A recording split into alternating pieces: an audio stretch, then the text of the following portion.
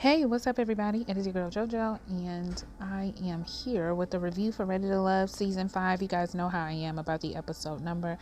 I'm doing well. I hope you guys are doing well today. This is going to be a voiceover video. Sorry to disappoint, and sorry to disappoint even further because it's going to be voiceover for the next couple of episodes just because it's how my life is set up right now, and this is just easier. So I know you guys look forward to my facial expressions. That is the draw of the video sometimes. But I'm going to try to speak as clearly as I can because we will be doing voiceovers. Yes, we will, for an extended amount of time. Okay, just letting y'all know now. All right, so this is the episode where we meet the friends, at least the friends of the ladies. And this was an interesting episode. Woo, I was getting my life. Okay. So let's just get into it. So the very first couple to do the meet and greet with the friends is Naim and Zadia. Zadia has two of her friends. It is a woman and a man. They asked Naim what qualities does he like in a woman, and what qualities also does he like about Zadia. He says that Zadia was easy to talk to and she was gorgeous. But what he's been looking for in a woman is somebody that was kind, intelligent, and somebody that stayed fit. So Zadia fits those requirements for him. Her guy friend ended up asking, so you're 40 years old. Seems like you would be kind of settled down or at least engaged. Like, what's up? And I was glad he asked that question. Naim was honest and said he's just been unlucky the last couple of years, and there's more people than I think we believe that are like that, but he's just been unlucky in love, and so that is why he is still single. But overall, they liked him. They said they thought he was very genuine and kind. So it seems like Naim did very well on his meet and greet with the friends. Now, the next meet and greet is with Walter and Sabrina. I don't know why I like saying his name like that. They meet up, and Sabrina has an entourage of friends. It's like 4 girls on the couch, and then there's a gentleman there and another girl on another couch. Like, it's just a whole bunch of people there, honey. She brought the whole squad. So they bring Walter in, and Walter wasn't expecting for there to be so many people, but Walter ends up doing pretty well. Two of the friends had their game face on. I love when they zoomed in on them with the camera. They're asking him questions about what brought him to DC. He says that he had a full ride scholarship for electrical engineering, so they were impressed by that, impressed that he was smart and intelligent and educated, which all kind of means the same thing depending on who you ask. They asked what was special to him about Sabrina, and or what made them connect, and he says that the moment he met her he couldn't stop smiling. Now I don't know, like, is that explaining how you felt when y'all connected, or is that explaining what made you connect? Either way, it doesn't really matter because they liked Walter. I suspect that they liked Walter from the moment that he walked in. I think they thought he was very attractive. They asked him if he is in the same space with any of the other women in the competition, and he says that he is not in the same space with any other woman that he is in with Sabrina. And so the friends ended up liking him. Now, is that true that Walter is only in that space with Sabrina? I'm trying to think. Yeah, I guess so, because he went out with Mew-Men, but I haven't seen them go out again or seen them interact again since that date that they had, even though the date went well. So, but yeah, so far Sabrina seems to be his number one. Y'all know how much trouble they used to get in for calling somebody their number one. So that was the date between Sabrina and Walter. What did you guys think about their date? Okay, so the next date is between Sabrina and Sean, where Sean's coming to meet the friends. Now, I was kind of shocked that Sean was coming to meet the friends because I thought, okay, wait, I'll get to that in a minute. All right, what happened with as far as how I felt at the end of their last date. But he's coming to meet the friends. So Sabrina tells the friends before Sean comes that they had a conversation, and Sean was basically telling her that he wants to deal with her, but he's not really sure because he doesn't want to end up hurting her down the road. And she just lets the friends know that so they can see if they can get a little bit more information out of him. And I was just like, now Sabrina, Bree, You are leaving out some of that story, if I'm not mistaken, because did he not say that in response to the fact that he knows he still wants to be a father? He knows that he wants children, and Sabrina does not want any more children. So what he said to her was, it feels good, it feels right, but just in the long term, he doesn't know if it's going to be the right move for him, and he doesn't want to end up hurting her down the road. Was that not what was said at the end of the last date? So I was confused as to why he was meeting anybody, because it just didn't seem like they came to any resolve on that. But nevertheless, Sean is walking up, baby. He got on his blazer.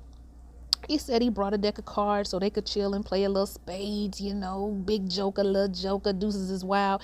And I wanted to tell Sean very quickly, because I already knew he was walking into the what Lion's Den Daniel style, and that you will be doing none of these. You will not be throwing down any big joker, little joker. You will not be playing any type of spades. There will be no room for reneging, because you guys are not going to play any cards. If anything, you are about to get played. So he goes in there, all unsuspecting, walks into the squad, but the squad is, they on a different vibe with Sean. With Walter, they was real friendly. With Sean, because of the information that they've received, they kind of on a different level. It's a little icier in the room. It's a little icier. So they start in on some questions. What's your ideal woman? He's looking for a woman who is career oriented. She has style and sophistication and maternal, and he does feel that Sabrina has these things. He's looking, if you want to go to traditional sense, he's looking for him a Claire Huxtable. And then he asks, can he get an amen in the room? Baby, no amens were uttered. No amens were uttered. They asked him, the other friend that's sitting on the other couch with the green shirt, asked him, okay, so you looking for that? Are you a provider? Can you be a provider? And I'm thinking to myself, what he need to provide for? Was Claire Huxtable not a lawyer? What he's telling you is he is looking for a woman that is sophisticated, intelligent, with her own career like Claire Huxtable, and he can pay what? A bill or two is what he told us. Okay, he is looking for the Jell-O pudding.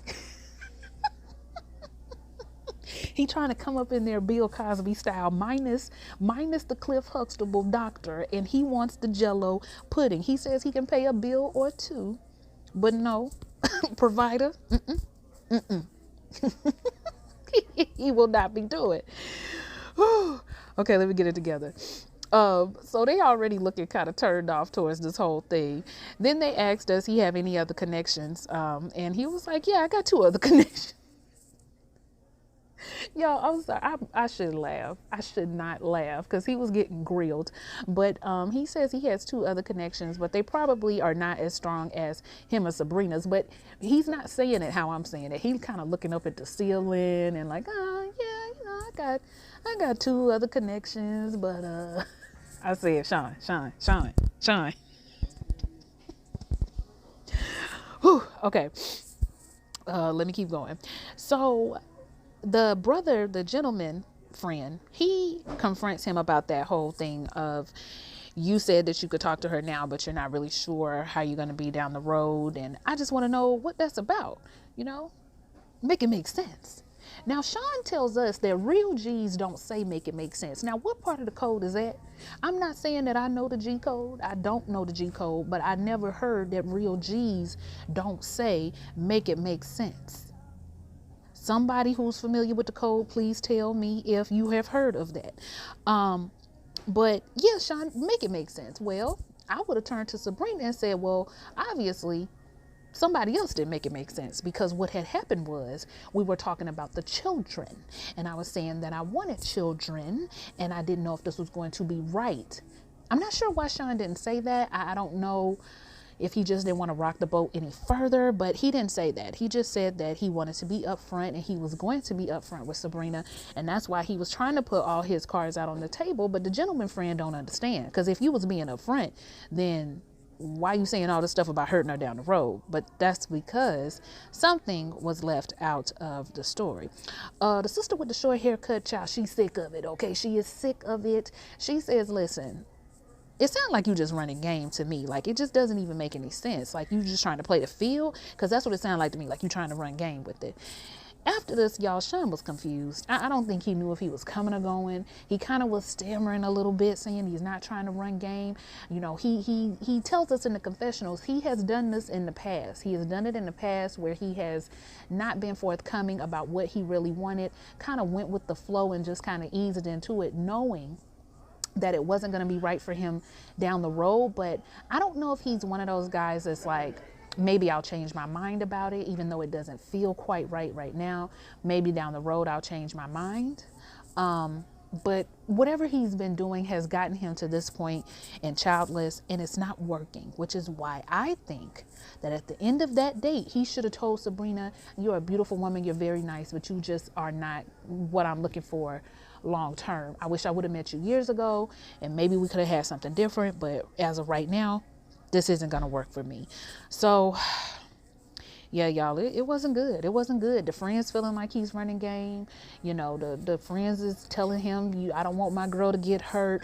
It's all bad. It's all bad. And I partially do blame Sabrina because she didn't tell that whole story. And I think she knew how her friends were going to react towards Sean. She's sitting there talking about, I'm scared and I didn't mean hush. You knew what you brought that man into. You knew. From now on, we're going to call him Daniel. Because he went right into the lion's den. And honestly, y'all, I felt a little bad for him. But he does have to speak up if something's not going to work for him. So, yeah, they didn't even get to play spades, y'all. It was sad. All right, so next we have Camille and her friends. And, you know, despite Camille's crazy, her friends seem, I'd say, relatively sane. So there must be some normal deep down inside. Okay, let me stop. Listen, I'm going to preface this date by saying this. We have confirmation from Carlos, Camille's friend, that she has indeed been engaged multiple times. And for all of my women out there, I just want to say to you, if you tune into, you're crazy, but keep it just contained enough to get the ring. We too can be Camille. No, seriously, you guys, if Camille can get it, not once, not twice, but 3 times, I think she said. Maybe it was 3 times from the same person. I don't really know. But if she can, there's hope for me yet. There is yet hope for me and you and anybody else who aspires to do so. But anyway, let's get to the date. So Camille is bringing Cornelius. She is talking to her friends and says, you know, I like somebody. And while one of the friends says, who is it this week? So her friends are definitely funny and definitely don't mind shading her left and right, which she needs. She needs that kind of humbling. She tells them that she really likes him. They also end up discussing the whole sex before marriage thing because they're asking if they've kissed and if they've done these things, and she's like no, and they like, oh, okay, well, you know, y'all ain't even kissed. And she said, well, actually, he's not doing sex before marriage. The friends are cracking up and asking her if she is okay with that, and she said, yes, I'm okay with that. Y'all, why the friends play her and say since when? So they didn't even try to like make it seem like Camille had even thought about it before. And while Camille would like to see the tools, you know, she would like to unwrap the package, she says that she is okay with it, and this is something that she wants to try out. So the friends are still laughing when Cornelius shows up. You could tell they thought he was attractive because it was like silence out there, no giggling or nothing. Everybody was just looking at him. They give each other a big hug, and Cornelius is very much nervous. You know, he's grinning and chinning, you know, chinning and grinning like he normally does. But you can tell he's very, very nervous. So the friends ask, are you in love with her, or are you falling in love with her? And y'all know it's too soon for all of that. But Cornelius does say he loves her personality. And see, this is what I'm talking about. This is what I'm talking about. I'm learning more and more. You know, and maybe I'm the only person that's done this, but you know what? Don't even try to put your good face on. Just put it out there. Just give it to them all at once, because somebody's going to like it. Cornelius says he loves it. They asked him if he's ever cheated, and I was really annoyed that Carlos was surprised by his answer. He says, no, I've never cheated. I'm not a multitasker when it comes to women. That's just not something I do. I feel like I've played the field enough, and he feels like in the next 5 years he wants to be married. Carlos was surprised when he said that he had never cheated. that annoys me because I actually know, I mean, unless they just lying to me, but I'm talking about men that I wasn't even like dating or interested in or never been out with or nothing like that, like on a romantic level. I do know guys who have not cheated. So it's not as uncommon as people make it out to be. Now, these guys haven't been married. I don't know if marriage brings on like a it brings the cheater out in anybody, but I mean, I do know guys who have not cheated. So I was kind of annoyed that Carlos was just like, really? But anyway, what else happened? Okay, so Cornelius is kind of around for a little bit more, and then he ends up leaving saying nice to meet y'all. So y'all know they talk about him afterwards. So they like Cornelius, but they think that he is too nice for her, and that's very telling. We find out that Camille normally doesn't do well with the nice guys because she will treat a nice guy as a doormat. She needs somebody that's a little bit stern or a little bit mean or a little bit hard or something of that nature, and she is trying to do something different. She wants to be with the nice guy. Carlos says you have commitment issues. You know, you are a runaway bride. He even told Cornelius that during the date. So that had Cornelius thinking, but he tells her like, you don't do well with this kind of thing. And I just think you're going to end up running over this dude. You get bored very easily. You get bored very quickly, and you're going to run this man over. Camille says she's trying to do a new thing. Okay.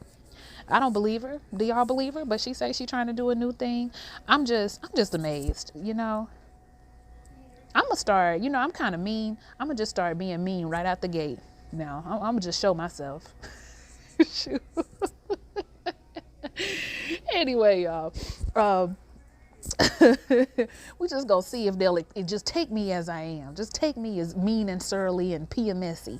But we gonna see what happens with this whole Camille and Cornelius thing, because she says if it's not Cornelius, it's nobody.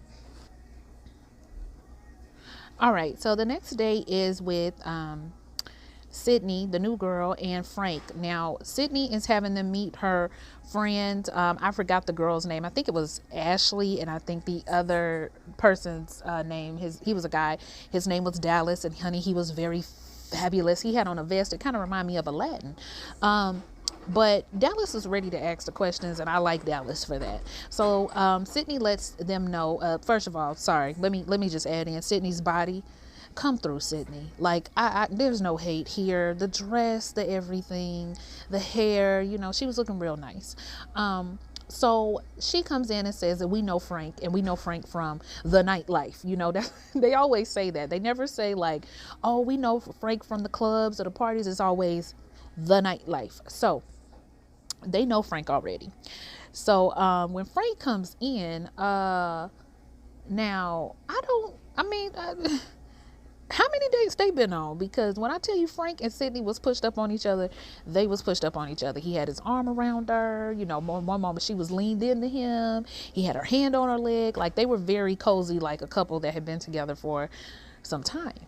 All right, so a lot going on. But when they start asking questions, they asked about his last relationship, which was about 3 years ago. The reason why they broke up was because they were just in two different places as far as the y'all know how I get with these words, the trajectory, thank you, of the relationship. So they went their separate ways. The next question that Dallas asked him was, what was his toxic trait? Now, during this time is when the leg touching and the rubbing and the eye booger picking, you know, is an all-time high. They still all over each other. Y'all, he said his toxic trait is that sometimes he cares too much. I said, boo, boo. This is like when you go to the job interview and they ask you, you know, what would you say is your weakest trait or your weakest point as far as job performance? And you say some stuff like, you know, sometimes I'm just too dedicated to the job, and I just care about the job too much. I'm just too dedicated. Anyway, Sydney loved that answer, honey. I was looking at Sydney and I was just like, child, I bet you that hot pocket is throbbing. You can just tell. Girl, I know the feeling. Anyway, so he ends up saying that he really, really likes Sydney, and it's not just about her looks. It's also he said it's not just about her looks and that big forehead she got. Now, normally I wouldn't have liked that. but it was funny for some reason. I guess because they all laughed about it. But he said it's also just about who she is as a person and what kind of woman he wants to come home to, and he sees that in her. So there's definitely chemistry. But old friend Dallas, okay, Mr. Aladdin Vest, he says that the answers were a little too pageantry for him. Okay, very pageant-like answers. But Sydney say that's her man, and I'ma stick beside him. Okay, I'ma stick beside him. That's what she gonna do. But what did y'all think about their dates? What did y'all think about their chemistry? Doesn't it look like they've been out a good little bit, or maybe they flirted with each other before this show and wanted to get it popping, but never had the opportunity? I don't really know, but they had a lot of chemistry. Uh, yeah, I don't know. I guess we will just have to see. Ooh, child, we gotta hurry up. Okay, so the next dates are Mew-Men and Dante, with the curveball with Walter coming in. So let's get that done real quick. So Mew-Men has her friend Robin there. I think Robin, I don't know if she mentioned it, but I do believe Robin was married, if I'm not mistaken. But that's the only friend she brought, was Robin. She has her meet Dante, and you guys remember that Dante does have the 3 children. She lets Robin know that. Mew-Men says that she doesn't really mind the children. She says she loves children. She works in children's ministry. The children ain't the problem. Like, y'all know I could be a real smooth stepmom or whatever, but it's the 3 baby mamas, you know? Like, if you had a child, okay, let's say you had 3 children and you were a widow, that's one thing. If you had 3 children and the one wife, and y'all decided to call it quits, you know, normally I stop at 2, but I mean, I don't know. Okay, I'm just throwing out scenarios here, but then it's 3 different ones, and that's where I'm just like, you know, I don't know if I want to be a part. And does Mew-Men want children? Because then she gonna come in at number 4. So y'all let me know now. Somebody out there, let me know. Especially if you've experienced it. Let me know if I'm thinking about this whole thing wrong. Just let me know. Okay, that's all I'm saying. So Dante and Mew-Men, okay, they're trying to figure out where their connection is.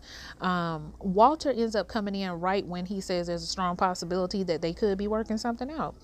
And so when Walter comes in, Mew-Men says that she wants to see how Walter is going to react and how Dante is going to react, you know, when they're under pressure. Dante does well under pressure. He actually leans in a little closer to Mew-Men, and he's still talking to her, but he's actually holding her arm. And I'm like, of course Dante works well under pressure, honey. He used to being around groups of people. Oh, that joke didn't land the way I thought. Okay, but yeah, Dante does fine, but she could tell that Walter is a little guarded. Now, we all know that Walter don't like double dating. Okay, y'all remember when he dismissed Courtney on this last episode? He had to let her know his grievances of how she was paying attention to somebody else on that last date they had. He does not like this, honey. He do not like the curveball dates. All right, so he didn't appreciate the extra company, but when Dante left, he was finally ready to talk. So Robin asks him if he's ready to make some type of commitment to Mew-Men, and he said he's trying to figure out if he's ready. Obviously, he can't make a commitment if another dude just left. I was like, all right, well, I guess we keeping it real around here. He says he can't do all of that. But they have a little bit more conversation, and they do talk about how strong their connection is. It wasn't a lot of questions being asked on Mew-Men's dates. Robin, I expected her to give us a little bit more, but she basically just says she got some decisions to make and that they're both good looking. I mean, maybe some more happened off camera, but I just really didn't feel like they were getting the grill that they could have gotten. Okay, but if I was Mew-Men and I had to pick between the 2 of them, I probably would go with Walter, but I really think she should go on a date with Cornelius because they kind of have the same mindset towards the whole waiting thing, so they could see if they had some chemistry, but I don't know. Yeah, so y'all just let me know what y'all thought about her dates. All right, baby. Shout out to Jontay Phil. Y'all know I call him Jontay Phil because his name is Phil, but he looked like Jontay from South Carolina. But can we just say that you do what you want when you popping? Hey, you do what you want when you popping. You do what you want when you got it. And I believe that Jontay Phil indeed has it. He went on 3 dates, okay, with Tessia, How I forget that girl name? How I forget the girl name? Tessia, the intimacy coach Shiloh, and for some reason I'm drawing a blank on the other girl's name, but y'all know who I'm talking about. The one from New York, strong accent, looked like a real cute fish. So he went on a date with all three of them. Their friends are there, and I'm just gonna mix it up because Ready to Love mixed up his date, so I'm gonna mix it up when I talk about it.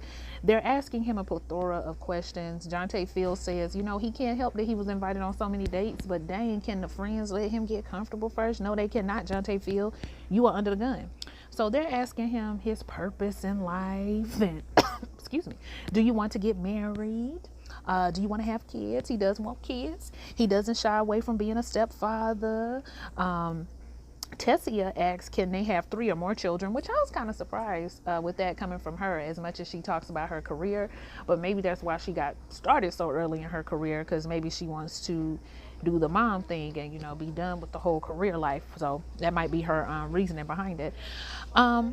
But he was just like, 3 or more, maybe we can have a basketball team. I don't know. He wasn't feeling that, especially not in DC.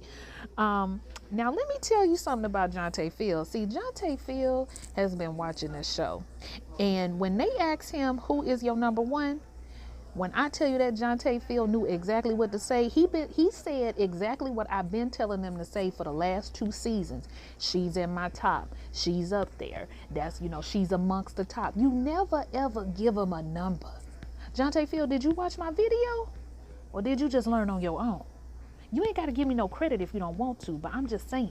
I've been telling people this for a long time as I've been watching the show.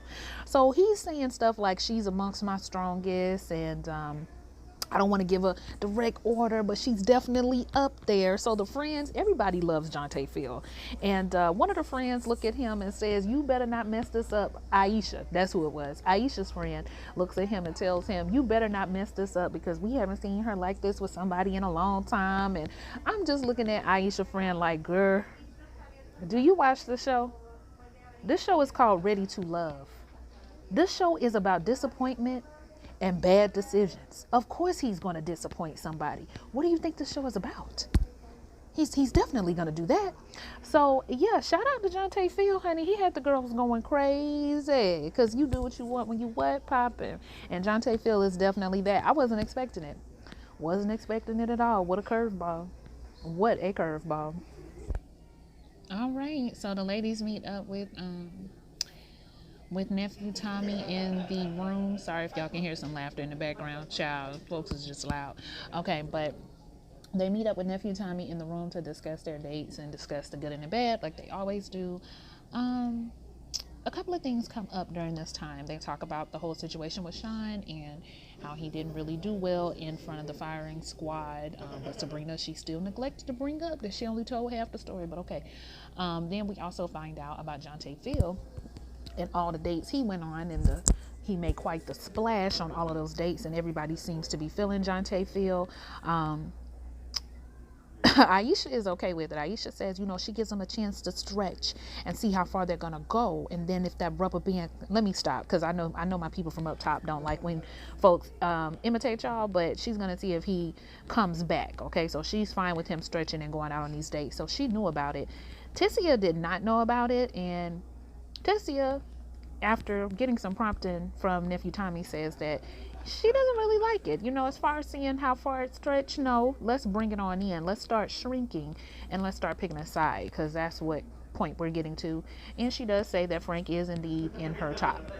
And she's going to leave it at that. So, yeah, I was kind of surprised because I didn't know who Tessia was really connecting with. But it's good to know that she connected with somebody, which is Jontay Phil.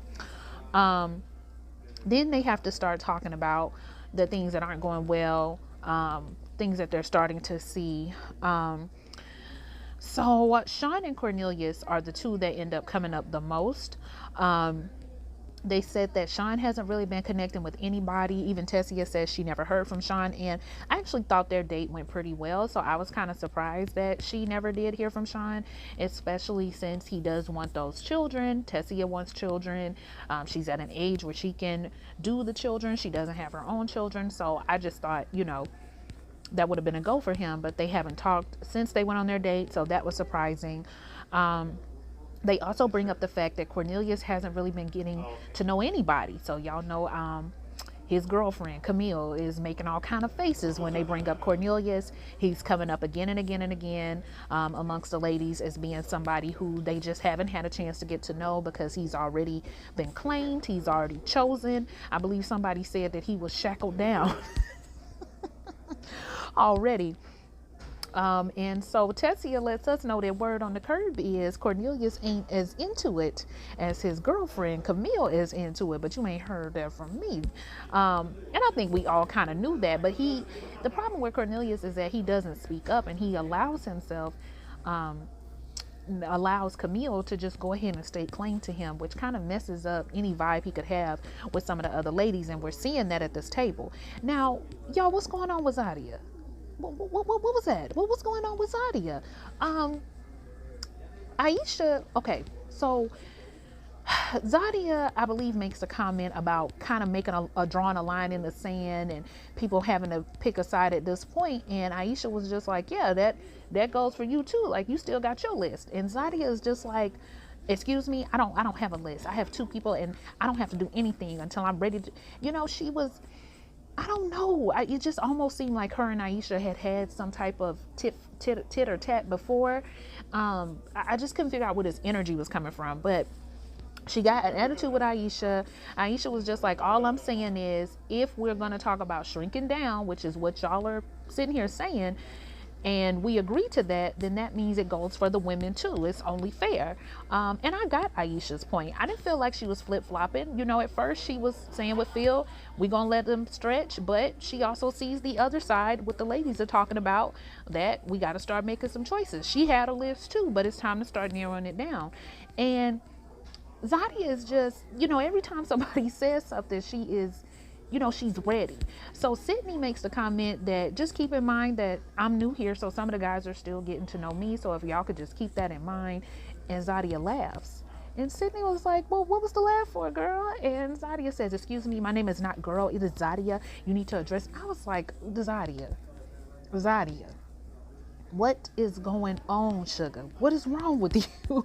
Why are you popping off like this? So I was really glad when Tessia, she did it very classy, very quick to the point. She was just like, this is what we're talking about. Like, there's no need for you. What is that?